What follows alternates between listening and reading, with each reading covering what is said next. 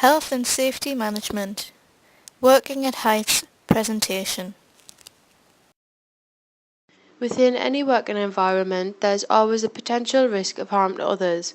This is why there are specific regulations, codes of practice, and HSE guidelines that are enforced by law, which ensure and advise good health and safety management practice. The presentation will focus on working at heights, which has been highlighted as a potential risk hazard for the feasibility plan of works for the former Bank of England site in module BE1051.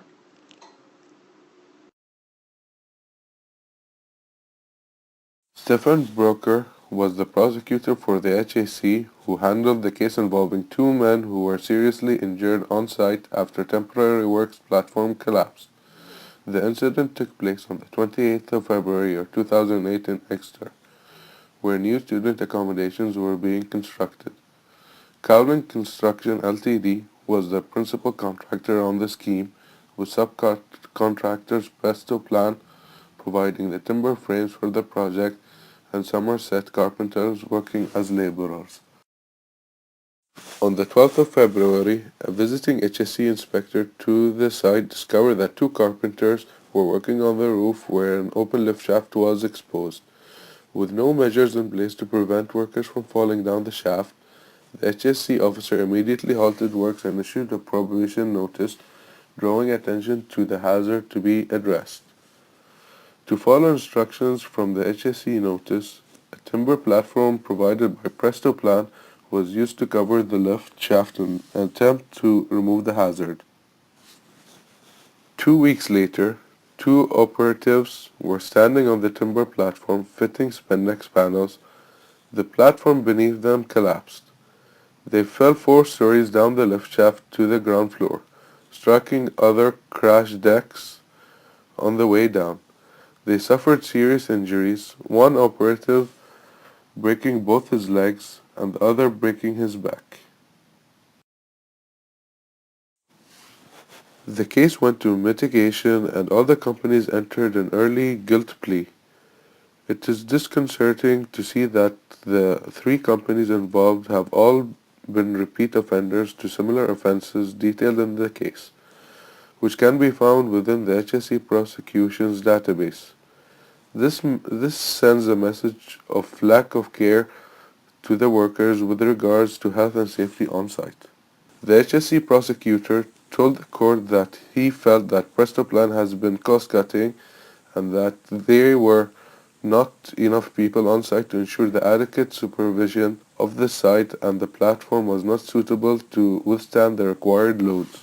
After the accident, one of the operatives is now registered disabled and the other has had to retrain in another sector due to his injuries, preventing him from going back to his trade.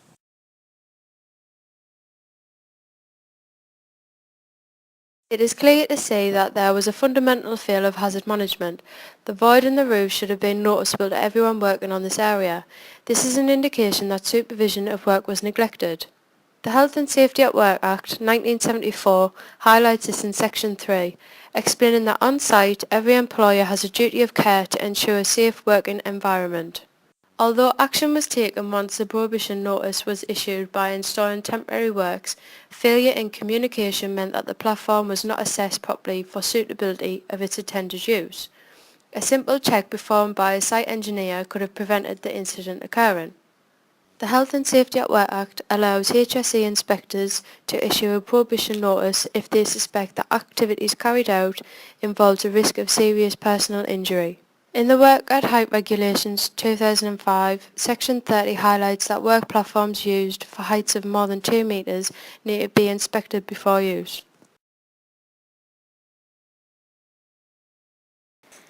The construction industry is unique in the sense that every project is different. There's not a set health and safety plan that can be referred to every time a new project is started. The Management of Health, Safety and Welfare Regulations 1999 enforces the importance of performing risk assessments, method statements and toolbox talks before operations commence on site. Using these tools allow an order of work to be agreed upon and the assessment of hazards involved in the task at hand. This also helps determine how likely hazards are to occur and what action should be taken to avoid it. However, not all hazards can always be foreseen, especially if circumstances change on site, so vigilance throughout the job is very important. Bearing the case in mind, a similar activity of installing roof panels has been detailed for the method statement. Here you can see it details how the work should be carried out in a specific order. This is to be agreed upon by the contractor and subcontractor. An appropriate risk assessment has been performed to coincide with the method statement. As shown, the risk assessment will flag up any hazardous activities noted in the method statement and list controls required to combat this. It's important to remember that it's all very well to provide information like risk assessments and method statements to colleagues, but for these to truly be effective, a positive attitude to health and safety needs to be promoted to all on site. Using simple slogans like "See it, sort it, report it" will encourage all to do their bit on site to bring awareness to hazards that can be prevented.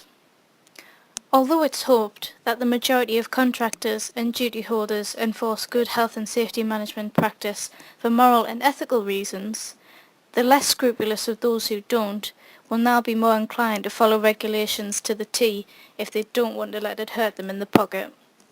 New HSE guidelines state that from October 2012, the Fee for Intervention scheme will go live. This means that if the visiting HSE inspector finds health and safety contraventions that need to be recorded, similar to that of the prohibition notice issued in the case study, the contractor will now be charged to receive mandatory notices issued.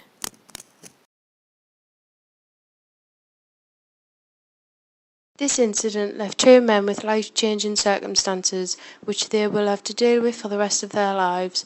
All the companies involved in the case lacked to meet a duty of care to the operatives on site and have been reprimanded for this through fines, a total of $232,000 altogether. This would have been avoided if a systematic health and safety plan was put in place. To assess the risks, identify hazards, look at how they can be controlled and make reviews of the process. This is a continuous cycle that should be sustained throughout the project.